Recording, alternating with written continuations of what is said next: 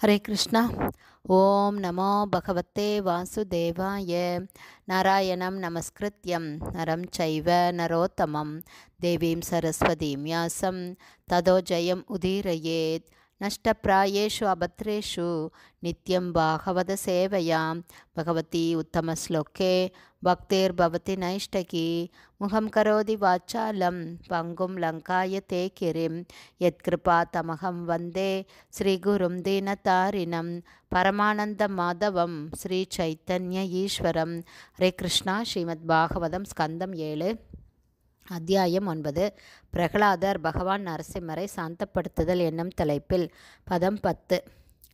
விப்ராத்விஷட் குண யுதாத் அரவிந்த நாப பாதாரவிந்த விமுகாத் ஸ்வபசம் வரிஷ்டம் மன்யே தத்தர்ப்பித மனோவச்சனே ஹிதார்த்த பிராணம் புனாதி சகுலம் நாதோ பூரி மானக.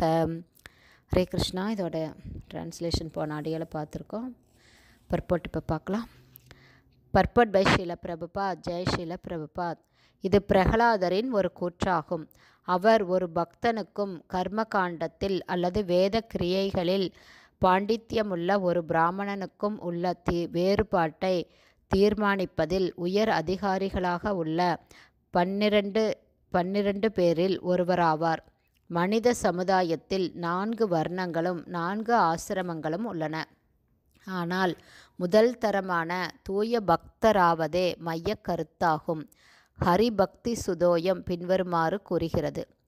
பகவத் பக்தி ஹீனஸ்ய ஜாதி சாஸ்திரம் ஜபஸ்தப அப்ராணஸ்யைவ தேகஸ்ய மண்டனம் லோக ரஞ்சனம். ஒருவன் ஒரு பிராமணர், சத்திரியர் அல்லது வைஷ்யரின் உயர்ந்த குடும்பத்தில் பிறந்தும் பகவானுடைய பக்தன் இல்லை என்றால் பிராமணன், சத்திரியன் அல்லது வைஷ்யன் என்ற அவனுடைய நல்ல தகுதிகளெல்லாம் செல்லாதவை ஆகிவிடும். உண்மையில் அவை உயிரற்ற உடலின் அலங்காரங்களாக கருதப்படுகின்றன. இதுவே மேற்கூறிய ஸ்லோகத்தின் பொருள். பிரகலாதர் இந்த ஸ்லோகத்தில் கற்றறிந்த பிராமணர்களை பற்றி கூறுகிறார். 4 வர்ணங்களில் கற்றறிந்த பிராமணர்கள் சிறந்தவர்களாக கருதப்படுகின்றனர். ஆனால் சண்டாள குடும்பத்தில் பிறந்தாலும் அவன் தூய பக்தியை மேற்கொண்டு பகவானை சரணடைபவன் பிராமணர்களை விட மேலானவன் ஆவான். சத்திரியர்கள், வைஷ்யர்கள் முதலானவர்களை பற்றி கூற தேவையில்லை. பக்தன் உன்னதமான பிரம்மன் படித்தரத்தில் இருப்பதால் எல்லோரையும் விட சிறந்தவன் ஆவான்.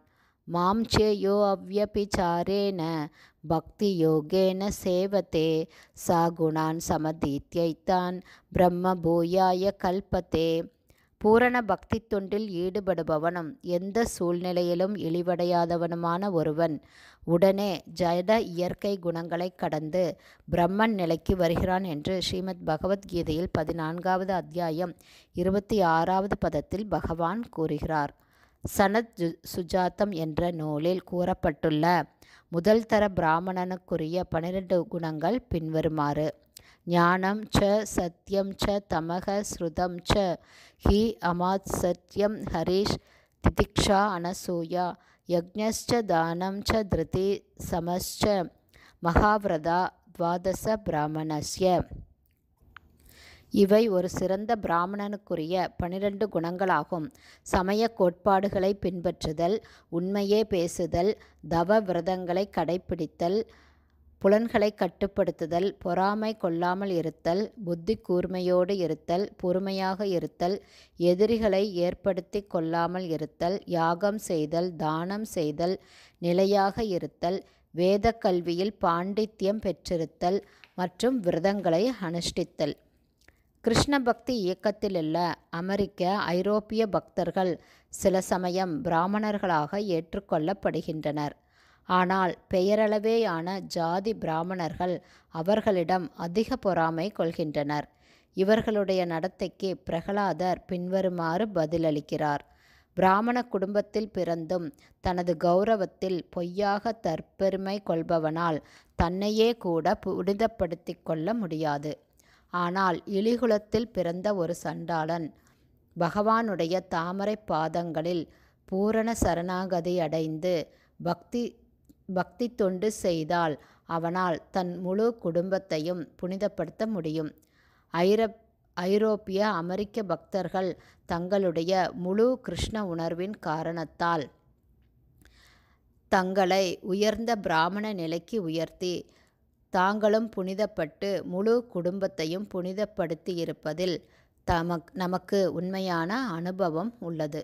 ஒரு பக்தனின் தாய் மரணப்படுக்கையில் உயிரை விடும்போது கிருஷ்ணரை பற்றி வினவினாள். இது ஒரு சிறந்த உதாரணமாகும். ஆகவே ஒரு பக்தனால் தன் குடும்பத்திற்கும் சமுதாயத்திற்கும் நாட்டிற்கும் மிகச்சிறந்த சேவையை செய்ய முடியும் என்பது நடைமுறையில் நிரூபிக்கப்பட்டுள்ளது. பக்தர்கள் தப்பியோடும் கொள்கையை பின்பற்றுவதாக மூடர்கள் குற்றம் சாட்டுகின்றனர்.